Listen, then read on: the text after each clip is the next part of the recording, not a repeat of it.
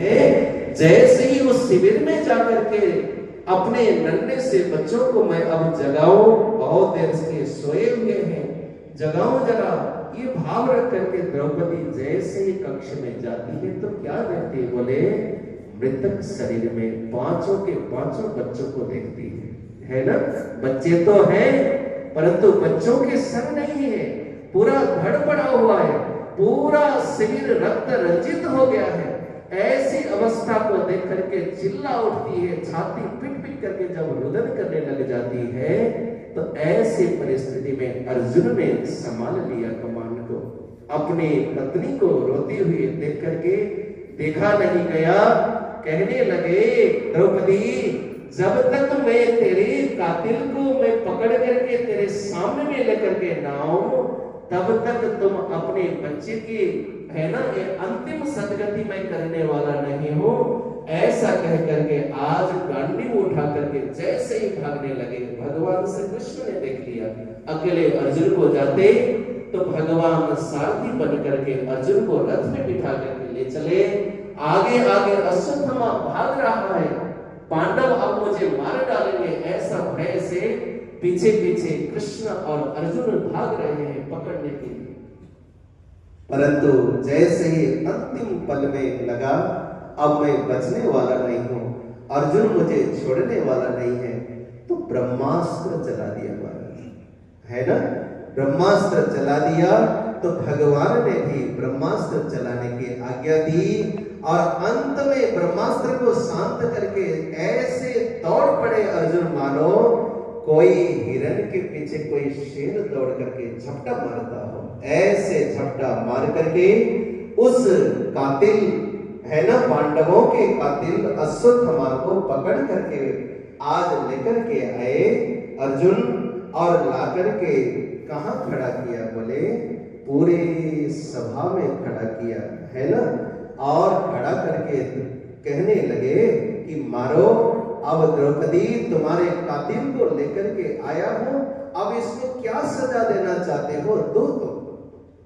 तो यहां भगवान कहते हैं देखो ये वैसे तो ऐसे 5 लोगों को मारना नहीं चाहिए, है ना? ये मारने वाला व्यक्ति अपराधी होता है। तो यहां श्री सुधरी महाराज कहते हैं मत्तम प्रमत्तम उन्मत्तम सुप्तम बालम स्त्रियम जड़म प्रपन्नम विरथम भित्तम न रिपुम हंतिम धर्मविद। धर्मविद लोगों को ये 5 लोगों को मारना नहीं चाहिए। किसको बोले? पहली बात तो स्त्री को मारना नहीं चाहिए, है ना? स्त्रियों को मारना ये बहुत बड़ा अपराध है क्योंकि ये मातृ स्वरूप है। इस पृथ्वी को सिंचन करने वाली, मातृत्व से भरने वाली कोई शक्ति है तो मातृशक्ति है, इसलिए ममता को मारना नहीं चाहिए। एक दूसरा बालकों को नहीं मारना चाहिए, तीसरा मतवाले को नहीं मारना चाहिए, पागल को नहीं मारना चाहिए और सोते हुए व्यक्ति को नहीं मारना चाहिए। तो आज सोए हुए पांडवों को तुमने मारा है, इसीलिए ऐसे आतताई को छोड़ना भी नहीं चाहिए। कृष्ण कन्हैया लाल की विवेकशील व्यक्ति को ये मारना, ये 5 लोगों को मारना नहीं चाहिए, परंतु ये मारने वाला व्यक्ति अपराधी कहलाता है, इसीलिए इसको तो अब सजा देना चाहिए। तो आज सजा देने के लिए जैसे ही द्रौपदी को कहा तो यहाँ द्रौपदी कहने लगी, उसके हृदय की ममता जाग उठी, भूल गई कि मेरे बच्चों की ये कातिल भी है। कहने लगी मुच्यताम ऐसा ब्राह्मणों नितराम गुरु। हे प्रभु, हे अर्जुन, इसको छोड़ दो, ये ब्राह्मण नितराम गुरु रूप में है, सबको शिक्षा देने वाला, एक ब्रह्म विद्या को बांटने वाला, ये नितराम हमेशा गुरु रूप में होता है। तो ऐसे महापुरुषों को मारना नहीं चाहिए। और दूसरी बात, ये तुम्हारे गुरु के पुत्र है। कौन है? बोले द्रोणाचार्य जी का पुत्र है, इसीलिए ऐसे गुरुपुत्र को मारना एक अपराध कहलाता है। इसने तो जो अपराध किया परमात्मा इसको सजा देंगे, परंतु तुम दूसरा अपराध करके अपने को कलंकित न करो। अर्जुन, इसको जाने दो, आज हृदय की ममता जग उठी, द्रौपदी छोड़ने की बात कहने लगी और कहती है, जिस प्रकार मैं अपने पुत्र के वियोग में रो रही हूं, व्याकुल हो रही हूं, उस प्रकार इसकी मां कृपी भी रुदन करती हुई अपने मन को व्याकुल न करे, क्योंकि मैं तो 5 बच्चों के मरने का शोक मना रही हूं, परंतु जीने का एक आश्रय भी तो है। मेरे पास में तो 5 पति हैं, उनके आश्रय में जी लूंगी, बचा हुआ जीवन निकाल लूंगी, परंतु ये जो कृपी है ना, द्रोणाचार्य तो पहले ही रणभूमि में वीरगति को प्राप्त हुए, अब जीने का आश्रय कोई है तो केवल एक पुत्र है, और इसको भी मार दोगे तो कृपी किसके आश्रय में जीवित रहेगी, इसीलिए मत मारो। जाने दो, छोड़ दिया महाराज, है ना। भारी सभा में उसके सर के मणि को निकाल करके बेइज्जती कर करके निकाल दिया। विद्वान और महापुरुष बड़े व्यक्ति को अपमान से बड़ा कोई, मृत्यु से बड़ा कोई, इससे बड़ा कोई दंड नहीं होता। मृत्यु से बड़ा दंड कोई है तो समाज के प्रतिष्ठित लोगों को अपमान करके छोड़ना, ये सबसे बड़ा दंड है। इसीलिए आज इसको अपमान करके छोड़ दिया। मेरा श्याम आता है जब कोई नहीं आता, मेरा श्याम आता है मेरे दुख के दिनों में, ओ बड़ा काम आता है मेरे दुख के दिनों में। अरे ओ मेरे दुख के दिनों में, ओ बड़ा काम आता है मेरे दुख के दिनों में। ताली बजाते एक बड़ी गाएंगे। जब कोई नहीं आता मेरा श्याम आता है, जब कोई नहीं आता मेरा श्याम आता है मेरे दुख के दिनों में, ओ बड़ा काम आता है मेरे दुख के दिनों में, ओ बड़ा काम आता है।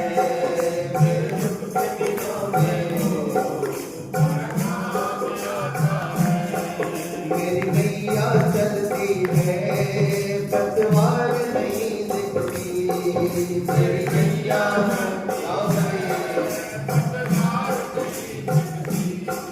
किसी और की अब मुझको दरकार नहीं होती, किसी और की अब मुझको दरकार नहीं होती। दरकार पड़े जब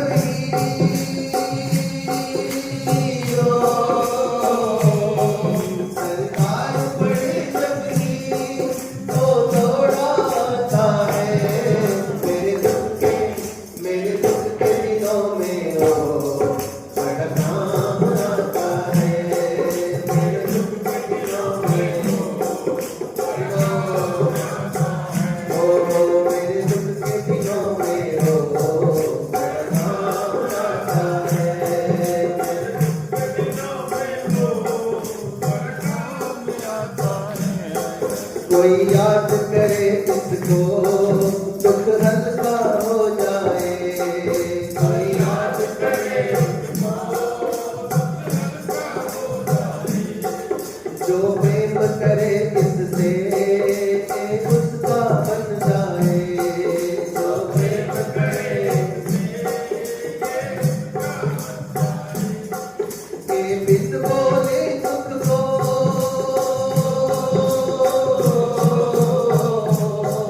के बिन बोले दुख को पहचान जाता है मेरे दुख के, मेरे दुख के, मेरे दुख के दिनों में, ओ बड़ा काम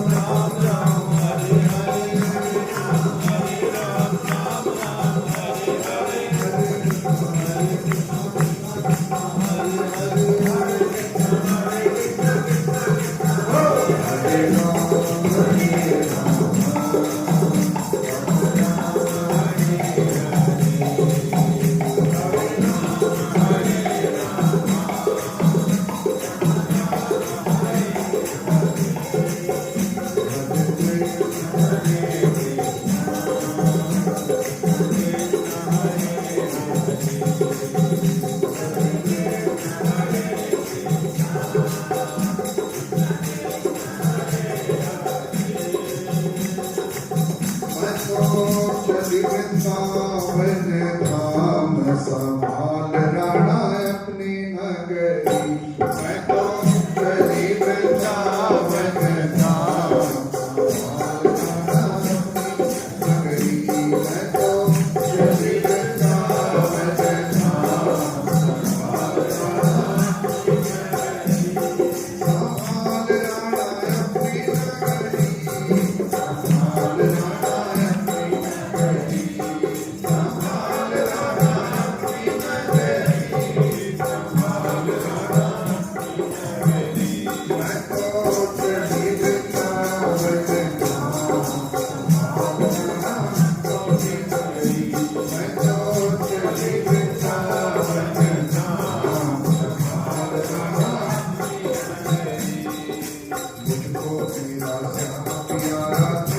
दुनियादारी तुमको मेरा श्याम प्यारा तुमको दुनियादारी दुनियादारी बिचक बोले दुनियादारी बिचक बोले पार करे गिरधारी समाल राणा अपनी नगरी मैं तो चली वृंदावन धाम समाल राणा अपनी नगरी मैं तो चली वृंदावन धाम समाल राणा अपनी नगरी लोक लाज की सुध नहीं जिसको केवल याद मुरारी लोक लाज की सुध नहीं जिसको केवल याद मुरारी लोक लाज की सुध नहीं जिसको केवल याद मुरारी लोक लाज की सुध नहीं जिसको केवल याद मुरारी लोक लाज है जिसको प्यारी लोक लाज है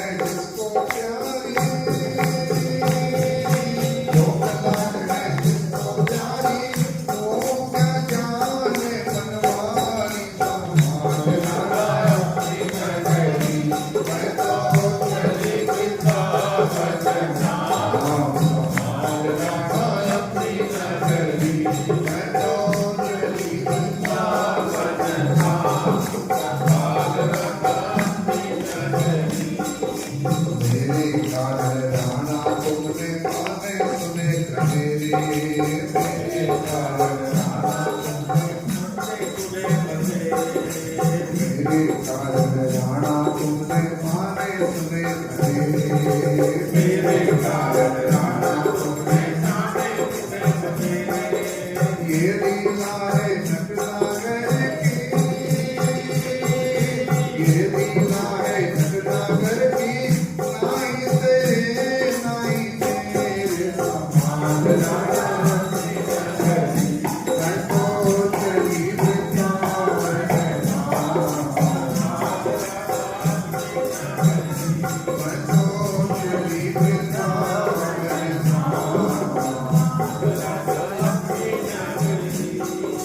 मेरे सतगुरु जी ने मुझको ऐसा ज्ञान सिखाया मेरे सतगुरु जी ने मुझको ऐसा ज्ञान सिखाया मेरे सतगुरु जी ने मुझको ऐसा ज्ञान सिखाया मेरे सतगुरु जी ने मुझको ऐसा ज्ञान सिखाया उसी ज्ञान ने मुझ पगली का उसी ज्ञान ने मुझ पगली का जीवन सफल बनाया समाल राणा अपनी नगरी मैं तो चली वृंदावन धाम समाल राणा अपनी नगरी मैं तो चली वृंदावन धाम समाल राणा अपनी नगरी अब मैं जाऊं वृंदावन कोई अपना श्याम रिझाने अब मैं जाऊं वृंदावन को अपना श्याम रिझाने अब मैं जाऊं वृंदावन कोई अपना श्याम रिझाने अब मैं जाऊं वृंदावन को अपना सुख सागर में कुंज बिहारी सुख सागर में कुंज बिहारी ज्योति से ज्योत जगावे समाल राणा अपनी नगरी मैं तो चली वृंदावन धाम समाल राणा अपनी नगरी मैं तो चली वृंदावन धाम समाल राणा अपनी नगरी उसने ही लाकर आपको बिठाया है। बहुत लोगों को निमंत्रण गए हैं बहुत लोग इस सत्संग के लिए इस कथा के लिए आमंत्रित हैं लेकिन गिने चुने लोग ही यहाँ पर आ पाए हैं मन होते हुए भी सब लोग नहीं आ पाए इसका अर्थ है जिस जिस पर प्रभु की कृपा है वो लोग ही यहाँ तक पहुंच पाए हैं। बड़ी कृपा।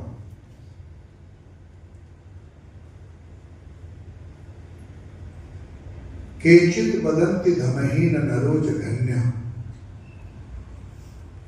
केचित वदन्ति सुतहीन नरो जघन्य, व्यासो वदन्ति कुलशास्त्र विशारदक्षो, नारायण स्मरणहीन नरो जघन्य।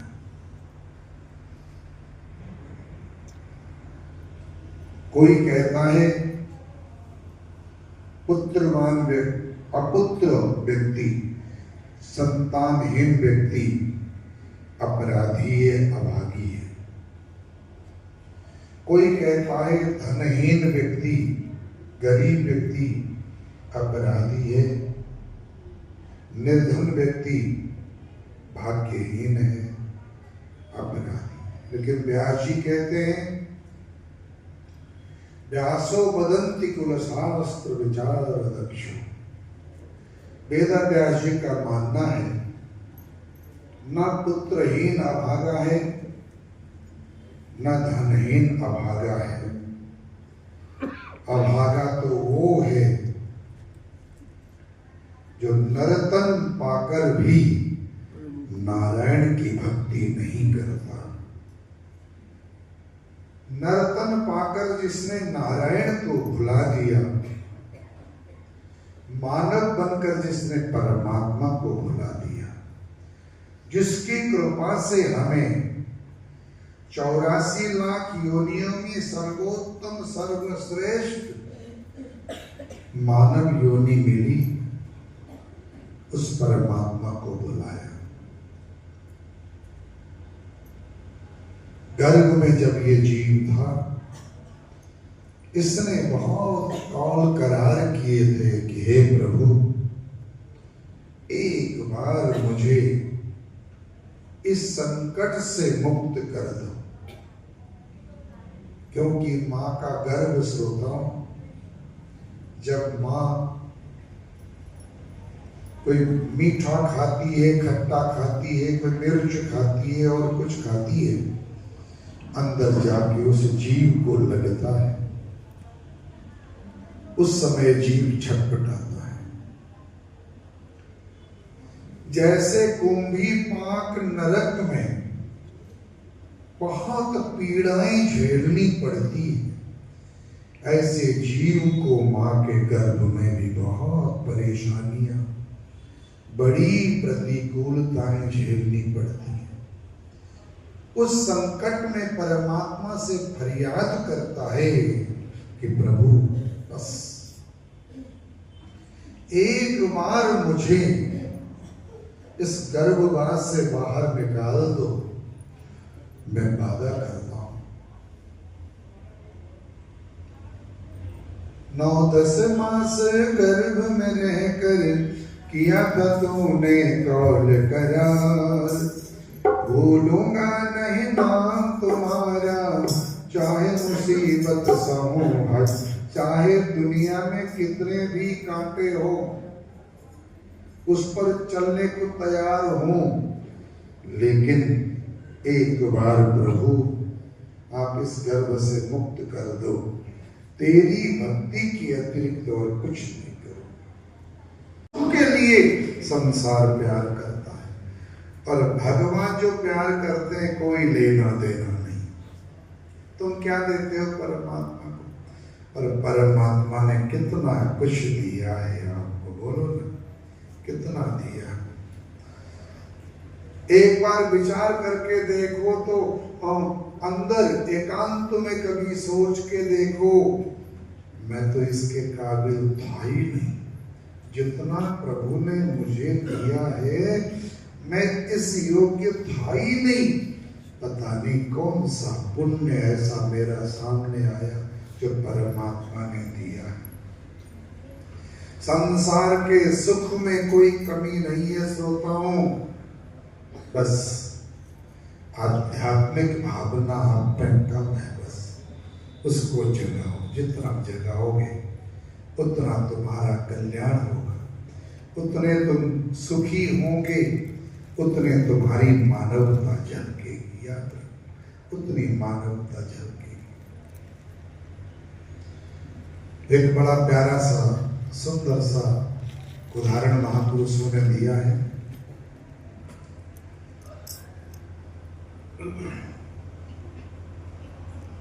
हम लोग ईश्वर को खोजने जाते हैं, पात्रता होनी चाहिए, परमात्मा खोजने का तत्व नहीं है, पहचानने का।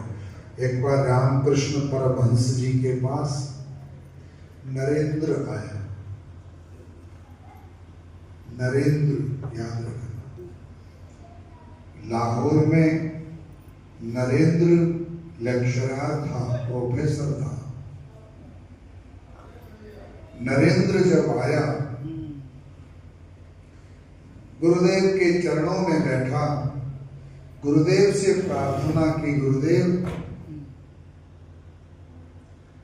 पहले दंडवत प्रणाम किया, रामकृष्ण परमहंस जी को गुरु बनाया उन्होंने, प्रार्थना की, गुरुदेव मैं आपकी शरण में आया, क्या आपने परमात्मा को देखा है? गुरुदेव ने कहा मैंने देखा है। मुझे ये बताएं गुरुदेव, भगवान कितनी दूर रहते हैं? बोले भगवान इतने दूर रहते हैं कि एवरेस्ट की चोटी के ऊपर चढ़ करके तुम देखो नजर नहीं आएंगे, इतने दूर, नजदीक नहीं रहते। बोले नजदीक रहते, कितने नजदीक रहते हैं? बोले तुम्हारी आंखों में जो काजल है वो भी दूर है, परमात्मा उससे भी कहीं नजदीक है। जर्रे जर्रे में है झांकी भगवान की, किसे सूझ वाली आंख ने पहचान की। नामदेव ने पकाई रोटी, कुत्ते ने उठाई, पीछे घी का कटोरा लिए जा रहे। बोले रूखी तो न खाओ, जरा घी तो लेके जाओ। क्यों अपना रूप मुझसे छुपा रहे? तेरा मेरा नूर काहे को हजूर, तुमने रूप बना ली स्वान की, पर मुझे ओढ़नी ओढ़ाई इंसान।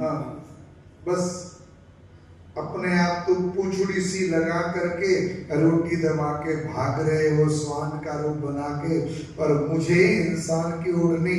तेरे में और मेरे में कोई अंतर नहीं प्रभु, जब तक रोटी में घी नहीं लगेगा मैं खाने नहीं दूंगा। मैं तुम्हारे पीछे तब तक भागूंगा जब तक मेरे प्राणों में प्राण है। आखिर भगवान को कुत्ते को फाड़ के उसी में से प्रकट होना पड़ा, प्रकट होना। याद करें